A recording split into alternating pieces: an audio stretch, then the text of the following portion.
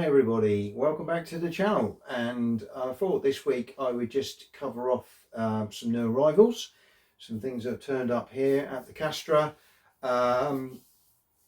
following last weekend's visit to Sutton Hoo, where I bumped into some fellow gamers working with James Morris, putting on a Anglo-Saxon sort of wargaming weekend, which was fabulous. Great effort, guys, well done again on that one.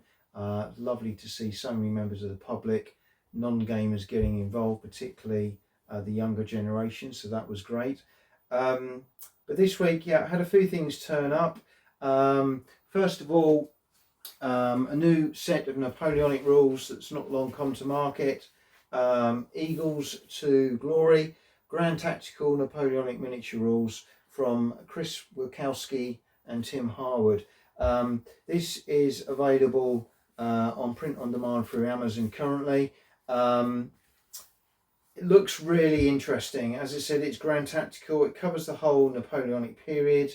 It runs to 50 pages. You've got a number of tables and cutouts of things at the back. You've got 3 different QRSs there depending on the ground scale you're using, which is really good. And you've also got an interesting scenario with unit tables in the back. So the actual rules themselves probably stretch to about 36 pages, which for Napoleonics is not bad. This is full colour. I've watched quite a few YouTube videos that Chris and Tim have put out there. It's a very well supported game. They've obviously been developing this over a very long period of time. The YouTube videos are very short, sharp little snippets. I also saw an interview with them taken very recently where they discussed the game and how they came to put it together, and I actually found it really interesting. So this game has been in development 20 plus years, I believe. And yeah, as a fan of the Napoleonic period, it has intrigued me, and obviously difficult to say at the moment because I haven't played it, but I want to have a bit more of a look through, read and understand. There's some good working examples in there, which looks good. It doesn't look massively complicated, so I think things like skirmishes, artillery are like in Blucher, they're kind of part of the unit statistics. So I think that's quite a clever way of dealing with it at a grand scale. But you're talking about divisions and corps here, so you know it's large scale, strategic scale. But there's an interesting scenario in the back: Eagles on the Danube. This is meant to be an introductory one. So this is French 3rd Corps under Davout against the Austrian 3rd Corps under Hohenzollern. Excuse my pronunciations there. But this is an 1809 scenario. You've got a full map, full deployment in there. You've got an Orbat. So you're talking about a corps on each side here.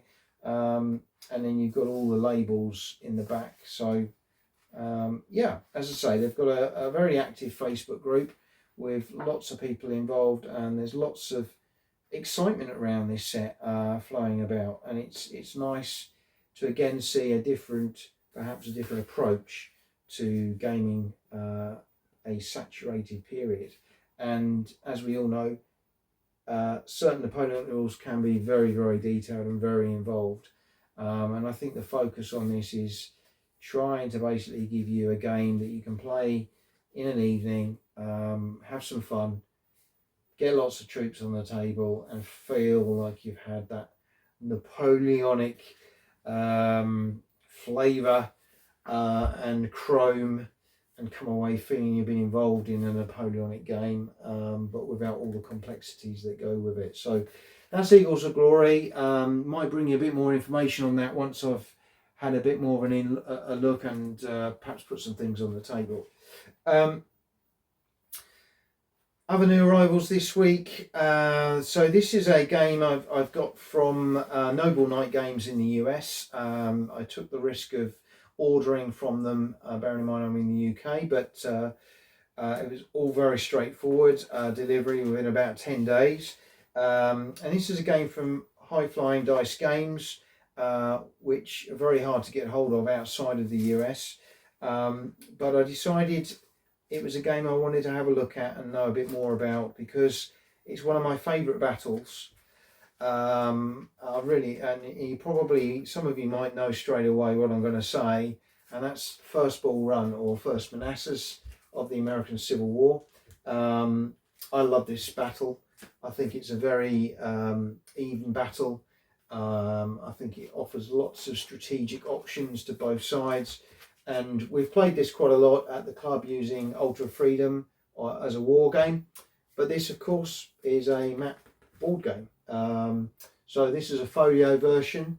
And I'm going to do an unbagging of that shortly to show you a little bit more. There is a little bit of preparation involved, even though I've got the mounted counters. But it looks like the maps have got to be chopped a little bit, and the counters have got to be chopped to get them to be game ready. But it does look very interesting, and the map does look very lovely. So I hope to share you a little bit more of that in due course. A couple of other things. This I blame Facebook for completely, and some of my fellow wargamers, who mentioned the sad passing of Charlie Wessencraft, a godfather of the hobby, and a couple of books that I haven't got, which I wanted to add to my shelf, were the initial Practical Wargaming and with Pike and Musket. So these were both edited by John Curry and been again released on print on demand. But classic wargaming fare, really nostalgic, lovely to go back looking through and looking at the way games used to be presented and talked about. Some really interesting ideas in both these books, and I'm really looking forward to reading through and digesting some of these great ideas, which are probably very much present in games today. So yeah, looking forward to giving those a read and having a look at those in a bit more detail. But that's a couple of nice additions to my bookshelf. So that's pretty much it in terms of arrivals. Nothing else on the horizon at the moment. May be looking to get some more figures for a couple of different periods I'm looking at. But again, I'll bring you more detail on that. At the moment, still lots of work going into initial play testing of a game I have brewing in the back of my mind. This would potentially be a board game, so I'm doing a lot of work around that at the moment, writing and rewriting after each game. We had our fifth, I think probably my fifth game attempt at this last night. The guys came round. Yeah, it's starting to play much better now, but we've only got sort of part way through. We need to really see a game through to the end to uncover all the aspects that we can within that game. So again, I'll bring you a little bit more on that once we know a bit more. So that's everything for me. I hope you've got something interesting planned across your gaming hobby weekend.